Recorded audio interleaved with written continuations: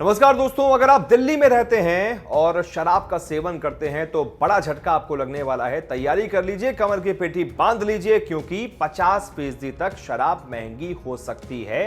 दिल्ली सरकार इस पर विचार कर रही है। बाकायदा एक कमेटी गठित की गई थी इसको लेकर, और नई एक्साइज पॉलिसी दिल्ली में लागू हो सकती है, इसको लेकर खबर आ रही है। ये जो कमेटी गठित की गई है, इसने 50% तक दाम बढ़ाने की सिफारिश की है, और अगर दिल्ली सरकार इस सिफारिश को मान लेती है और नई एक्साइज पॉलिसी लागू कर देती है तो सभी दिल्ली वालों के लिए बड़ा झटका होगा जो शराब का सेवन करते हैं। और उससे फिर क्या होगा कि 50% तक शराब महंगी हो जाएगी।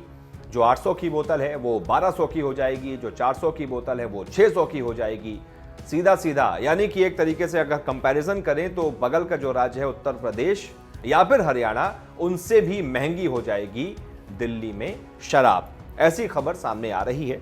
और ये जो रिपोर्ट आई है, एक्साइज की नई रिपोर्ट जो पैनल ने दी है सरकार को, इसमें यह बताया जा रहा है कि राजस्व जो है वो 5000 करोड़ से बढ़ाकर 8000 करोड़ रुपए का दिल्ली सरकार को हो जाएगा। अब जाहिर सी बात है यार, 50% बढ़ाएंगे तो इतना राजस्व तो उनको मिलेगा ही। साथ ही साथ इस रिपोर्ट में यह भी कहा गया है कि ड्राई डे की संख्या जो है थोड़ी सी कम कर दी जाए, और रोजाना जो है वो हर एक शराब पर 50% तक लगभग बढ़ा दिया जाए। रिपोर्ट के मुताबिक दिल्ली सरकार फिलहाल ब्रांड पंजीकरण से 46 करोड़ रुपए, भारतीय शराब से 4507 करोड़ रुपए, विदेशी शराब से 240 करोड़ रुपए, और साथ ही साथ ऐसे ही अलग अलग जो है सोर्सेज से वो कई करोड़ रुपए का राजस्व हासिल करती है। ये राजस्व सीधा सीधा बढ़ जाएगा और लगभग 8000 करोड़ का ये राजस्व हो जाएगा। और अगर इस पॉलिसी को सीधा सीधा लागू कर दिया गया तो भाई आने वाले वक्त में सीधा सीधा 50% दाम शराब के जो है वो दिल्ली में बढ़ जाएंगे, और छोटे और मीडियम जो निर्माता हैं उनके लिए परेशानी जरूर बढ़ जाएगी, ये भी रिपोर्ट बता रही है। इतना ही नहीं, कम दाम में शराब की चाहत रखने वाले ग्राहकों की भी मुश्किल बढ़ जाएगी।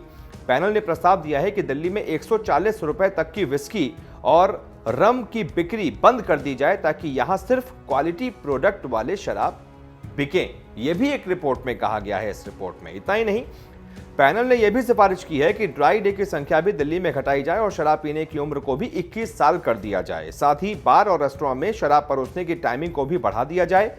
आपको बता दें, राजधानी में ड्राई डे के दौरान लोगों को नोएडा और गुरुग्राम का रुख करना पड़ता है, और अभी ये प्रस्ताव जो है दिल्ली सरकार को मिला है, जिस पर आगे जो है केजरीवाल सरकार विचार करेगी। और देखते हैं सीधा सीधा इन सिफारिशों को लागू किया जाता है या फिर नहीं, या फिर इसमें से थोड़ी कटौती करके इसको लागू किया जाता है। यानी कि सिफारिश तो 50% ही कर दी गई है, लेकिन दिल्ली सरकार को भी पता है कि यार इससे तो सीधा सीधा जो एक आम आदमी है उस पर फर्क पड़ेगा जो शराब का सेवन करता है, और वो कहीं विरोध ना करने लगे, क्योंकि ऐसे लोगों की संख्या बहुत ज़्यादा है जो शराब का सेवन करते हैं और दिल पर ले जाते हैं कई बार वो।